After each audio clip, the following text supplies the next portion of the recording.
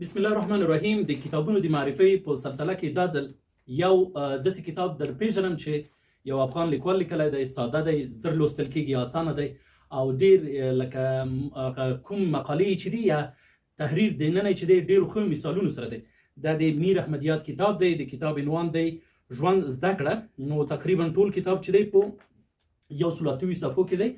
نو که څوک ښه لوستونکی وي دا کتاب تقریبا چې ډېر زور واخلي یوې ورځې نه باید لکه دویمې ورځ ته باید لاړ نه شي. په دغه کتاب کې مهم بحثونه چې دي هغه د ژوند په باره کې دي چې لکه ژوند څنګه ښه وکړو او ژوند چې دی دا تر ټولو مهم او سخت کار همدا دی چې ژوند وکړو. ژوند نه کول اسانه دي خو ژوند کول چې دي هغه تر ټولو سخت کار دی. دغه کتاب هغه ډېر مهم موضوعات چې دي هغه ما راخیستي دي او غواړم له تاسو سره په دغه ویډیو کې شریک کړم. اول چې دی مننه کول یو عنوان دی. کله کله مونږ ته یو څوک لاره وښیي، پوښتنه ترې وکړو دا اداره چیرته دی، هغه وایي داسې لاړ شه ښي طرف ته، چا طرف ته، بیا مخکې دویم کور نه چې تېر شولې خړه دروازه. مونږ ته کله هغه کس ادرس وښوده مونږ همداسې بیا روانېږو، هغه سړي نه مننه نه کوو. ګورئ دا مونږ ته بیخي عادي کار ښکاري چې یاره څه ستر کار یې کړی دی چې زه ترې مننه وکړم، یو ادرس یې راته ووایه. خو دا لکه ښه کار نه دی. واړه کارونه چې سړی ونه هڅوي، مننه ترې ونه کړي، لکه یو څوک چې د واړه کار شکر نه ادا کوي، قدر نه کوي، نو د سترو به څه وکړي. او دا دیني لارښوونه دی، لئن شکرتم لازیدنکم. لکه څومره چې مونږ د خدای د نعمتونو شکر وباسو هغومره به خدای هغه مونږ ته زیاتوي. ځکه سړی فطرتا خوشحالېږي چې والا د ما مننه وکړله، نو راځه بل چا ته ادرس وکړم، یو بل چا سره کومک وکړم.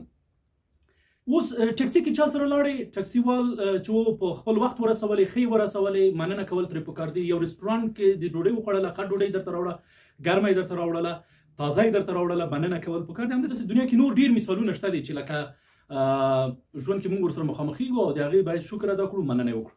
دویم عنوان چې دی بدلون ناڅاپه نه وي.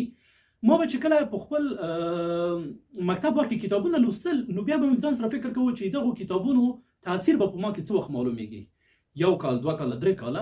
خو کله چې زه بیا پوهنتون کې مې تدریس شروع کړ، کله به چې ما درس ورکوه بیا به د دغو کتابونو هغه پاڼې، هغه مثالونه، هغه قصې، هغه ریفرنس ما ته یادېده. نو بیا زه پوه شولم چې دا مثالونه چې زه ورکوم یا دا درس چې زه ښه تشریح کوم یا دا درس چې زه ژوندی تشریح کوم یا دغه درس کې چې زه ژوندي مثالونه ورکوم دا د هغو کتابونو برکت دی چې ما مکتب کې لوستلي وو یا مې د پوهنتون په وخت کې لوستلي وو. نو کله یو څوک یو کار کوي خو نتیجې ته ډېر ورخطا وي، دې نتیجه به څه وخت ګورو، نتیجه به څه وخت ګورو. ځینې شیان چې دی نتیجه یې زر نه ښکاره کېږي. ځکه که تاسو یو بوټی هم کرئ هغه چې دی 1 کال 2 کاله په 3م کال کې خپله میوه ورکوي. خو میوه ورکوي داسې نه ده چې میوه به نه ورکوي، ځکه ته د هغه پالنه کوي، اوبه ورکوي، سره ورکوي، لکه د حیواناتو نه یې ساتې، ماشومانو نه یې ساتې. نو داسې نه دی چې سهار یې وکرې او غرمې ته چې دی بوټی شین شي او بیا شپې مهال چې دی غوټۍ وکړي او په بله ورځ چې دی ته میوه وخوري. ځینې وخت باید ته حوصله وکړې، نتیجې چې دي هغه راڅرګندېږي. دریم عنوان چې ما انتخاب کړی دی هغه دا دی چې تاسو څومره نرم یاست. بیا دلته قصه کوي چې کله چې بارانونه وشي هغه ځمکې چې نرمې وي، خاوره یې نرمه وي، هغه اوبه جذبوي، او هغه ځمکې چې تیږه ولري سختې وي هغه اوبه نه جذبوي. انسان هم همداسې دی. هغه انسانان چې د زده کړو لپاره هغوی اوپن وي، مطلب اوپن فور لرنینګ وي، هغوی به زده کړه کوي، هغوی به د خپلو تجربو څخه نوي شیان زده کوي. هغه کسان چې وایي ولې ما خو زده دي، لکه پوهنتون مې ولوسته، ماسټري مې وکړله، 15 کاله مې وظیفه وکړله، نو کتاب لوستل څه معنا لري، یو نوې ژبه زده کول څه معنا لري، یو نوی مهارت زده کول څه معنا لري. دا خلک وده نشي کولی ځکه دوی د هغې ځمکې په څېر ګرځي چې هغه خپل هغه جوړښت کې چې لري تیږه لري. راځو دا به یو طرف ته کم. څلورم عنوان چې ما انتخاب کړی دی د دغه کتاب نه هغه دا دی چې ژوند زده کړه. ژوند زده کړه بیا د ډېر ښه مثال ورکړی دی. هغه دا دی چې مونږ هغه زیاتره هغه لومړنۍ زده کړه چې دی له خپل کوره پیلوو. خپل کور څنګه پیلوو؟ سپاره کور کې شروع کوو. کله چې د مشر ورور، پلار، مور، نیا د ظرفیت نه خبره پورته شوله مونږ جومات ته لیږي.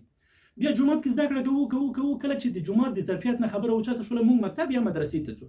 کله چې د مکتب د ظرفیت نه مونږ د زده کړې کچه لاړه، ګوره ابتدایي نه متوسطه، متوسطې نه لیسه، لیسې نه پوهنتون، لیسانس، ماسټر، ډاکټورا.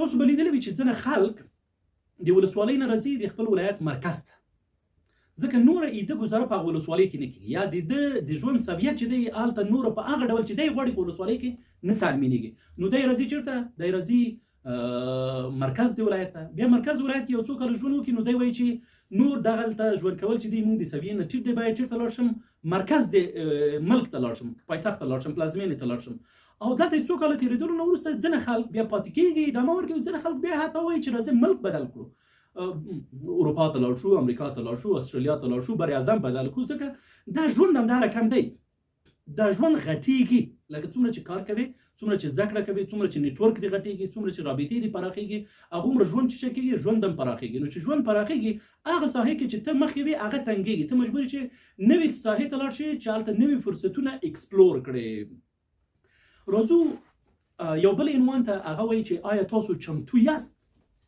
دغه عنوان چې دی دې کې ډېر جالب مثال یې ورکړی دی هغه دا دی چې خلک د سیند غاړې ته ځي کله چې سیند غاړې ته ځي نو دلته ځینې خلک چې دی سیند ته چې ځي هلته یا به لامبو وهي یا به ماهي نیسي یا به سیند ته خپل زړه ته شوي یا به له خپل ملګري او دوست سره تللی وي هلته به ګپې شپې کوي ځینو به هلته میله جوړه کړې وي ګورئ دا څو کټګورۍ خلک شول څوک د میلې لپاره لاړل څوک د لامبو لپاره لاړل څوک د ماهي نیولو لپاره لاړل چې د خپل غم د سپکولو لپاره لاړل اوس په دغه کې یوه ډله خلک چې دي هغه به ګټه کوي هغه چې د ماهي نیولو لپاره تللي وي هغه کسان چې د ماهي نیولو لپاره تللي دي هغه به حتمي ځان سره چنګک هم وړی وي یو سطل به یې وړی وي په سطل کې به یو څو اوبه اچوي چې کوم مایه دی نیسي هغه کې به اچوي ځکه دغه مایان به یا دا یې خپله خوري کور ته به یې وړي یا به یې چې وي خرڅوي په یو رسټورانټ باندې تازه مایه واخلئ که نه هغوی به یې خرڅوي نو اوس هغه نور کسان چې تللي دي لامبو لپاره یا د ساتیري لپاره یا د غم سپکولو لپاره